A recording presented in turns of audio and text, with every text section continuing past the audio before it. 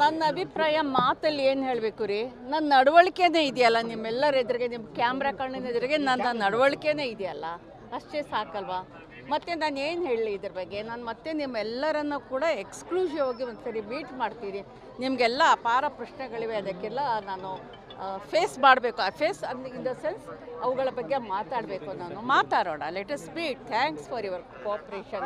ಕೊನೆಯಲ್ಲೂ ಕೂಡ ಒಂದು ಸಂದೇಶವನ್ನು ಕೊಟ್ರಿ, ಒಂದಷ್ಟು ಸಂದೇಶವನ್ನು ಕೊನೆಯಲ್ಲೂ ಕೂಡ ಕೊಟ್ರಿ.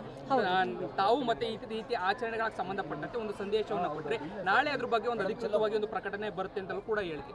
ಆ ವಿಚಾರ ಬಗ್ಗೆ ಹೇಳೋದು ಇಲ್ಲ, ಆ ವಿಚಾರದ ಬಗ್ಗೆ ನಾನು ಏನು ಹೇಳುವಂಥದ್ದು, ಇದು ನೋಡಿ, ನಾನು ಹೇಳಿದ್ದೀನಿ, ನನ್ನ ಧರ್ಮವನ್ನು ನಾನು ಪಾಲಿಸ್ತೀನಿ.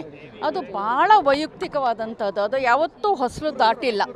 ಅದನ್ನು ನಾನು ನಮಾಜ್ ಮಾಡ್ತೀನೋ, ರೋಜಾ ಮಾಡ್ತೀನೋ, ನನ್ನದು ಮತ್ತು ಭಗವಂತನ ಒಂದು ಆಧ್ಯಾತ್ಮತೆ ಇದೆಯೋ, ನನ್ನ ಏಕಾಂತಿಯಾಗಿ ಪ್ರಾರ್ಥನೆ ಇದೆಯೋ, ಇಟ್ಸ್ ಎ ಡಿಫ್ರೆಂಟ್ ಥಿಂಗ್.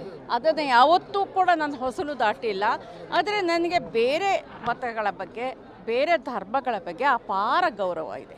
ಎಲ್ಲ ಒಂದು ಮೆಸೇಜ್ ಹೋಗ್ತು ಅಂತ ಅನ್ಸುತ್ತೆ. ಒಂದಷ್ಟು ಚರ್ಚೆಗಳಿದ್ವು. ಹೌದು, ಇಲ್ಲ ನಾನು ಹೇಳ್ತೀನಿ ನೋಡಿ, ನೀವು ನನ್ನ ಮಾತುಗಳನ್ನು ನನ್ನ ವಿಡಿಯೋವನ್ನು ನೋಡಿ ನೀವುಗಳು ಅರ್ಥ ಮಾಡ್ಕೊಳ್ಳಿ.